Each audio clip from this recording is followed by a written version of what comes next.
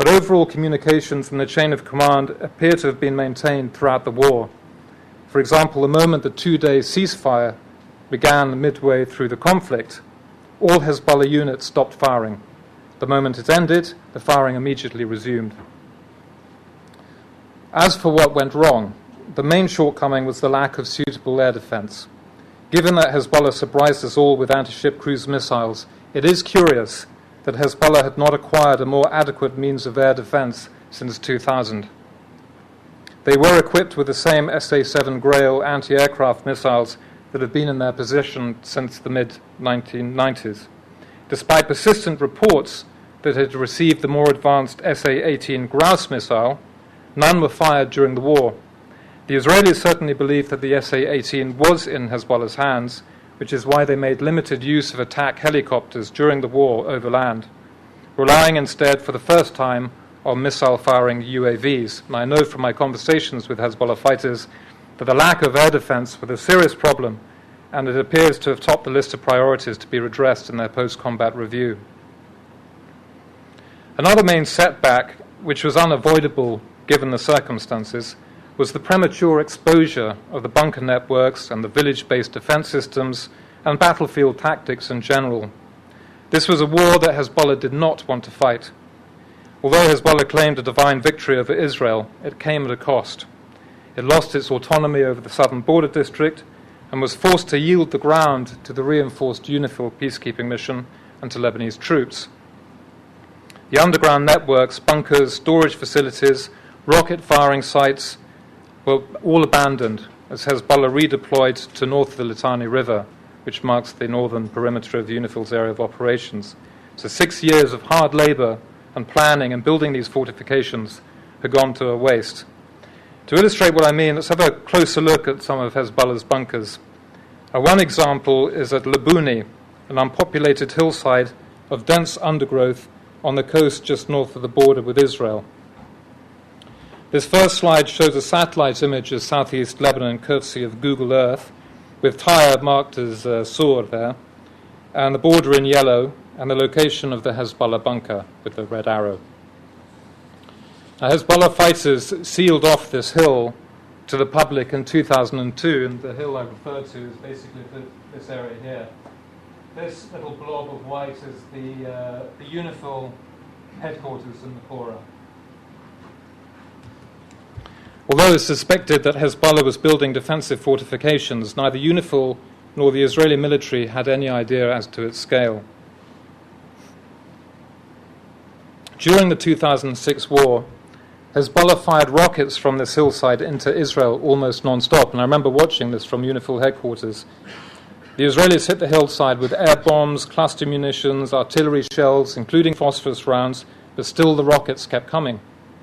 Days after the August 14th ceasefire, Israeli troops discovered an elaborate bunker sunk into solid rock, consisting of reinforced concrete walls, firing positions, operations rooms, dormitories, medical facilities, lighting and ventilation systems, kitchens, bathrooms with hot running water, sufficient to allow dozens of fighters to live underground for weeks. Astonishingly, the bunker was built just 100 yards from a UN observation post and a few hundred yards and within view of an Israeli military position, as you can see from the second slide, which is looking to the southwest across the border. I visited the site a day after the Israelis blew it up to see if there was anything left. All that remained were yard-thick slabs of reinforced concrete poking up through the ground like broken teeth. I took this picture standing on one of the concrete slabs, and you can see the UN post on the border. I have no idea how they built this with no one seeing. A UNIFIL officer told me at the time, "We never saw them build anything. They must have brought the cement in by the spoonful." After seeing the ruins of this bunker, I became obsessed with finding an intact example. A few months later, I was lucky enough to obtain map coordinates for the entrances to several bunkers in the border district. Without the coordinates, these bunker entrances were almost impossible to find because they were so well camouflaged. On the first trip, I was accompanied by Gaith Abdulahad, who's the intrepid war correspondent of the Guardian newspaper in the UK.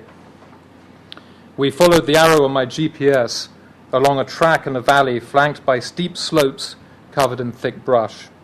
After a while, we began climbing up the side of the valley beneath the trees, still following the GPS arrow. Even with the GPS unit, we almost missed the entrance to the first bunker. My GPS said we'd arrived at the spot, but Gaith and I could see nothing of the bunker entrance.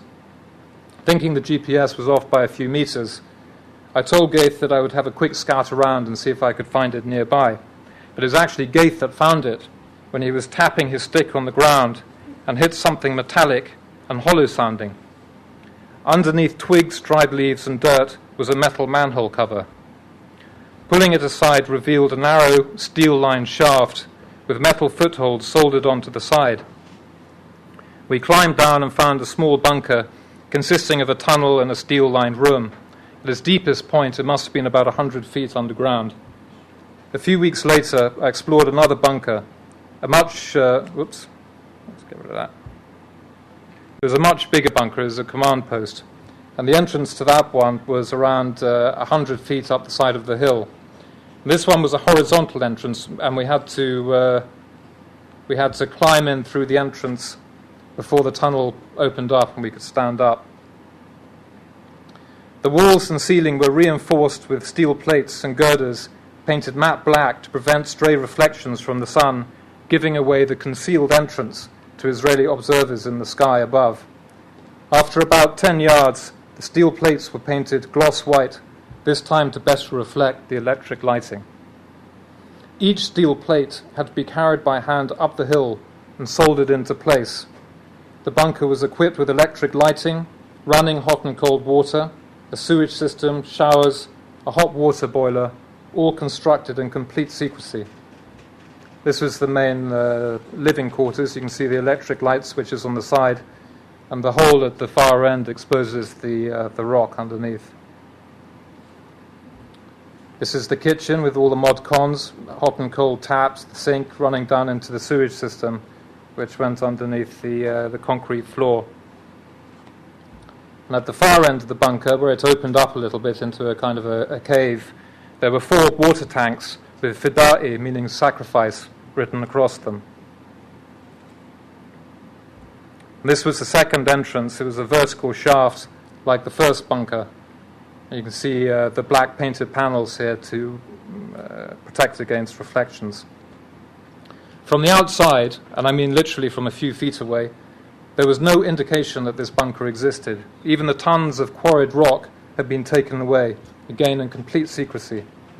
And as a bonus, I've added 3 examples of Hezbollah's Katyusha rocket-firing platforms that they used in the border district. They're all very simple, but very effective. This first one shows a reinforced concrete and cinder block shelter surrounded by sandbags and HESCO blast protection walls. The site was located on the steep north-facing slope of a valley, which affords it greater protection against artillery fire coming from Israel to the south. The next one shows an underground platform.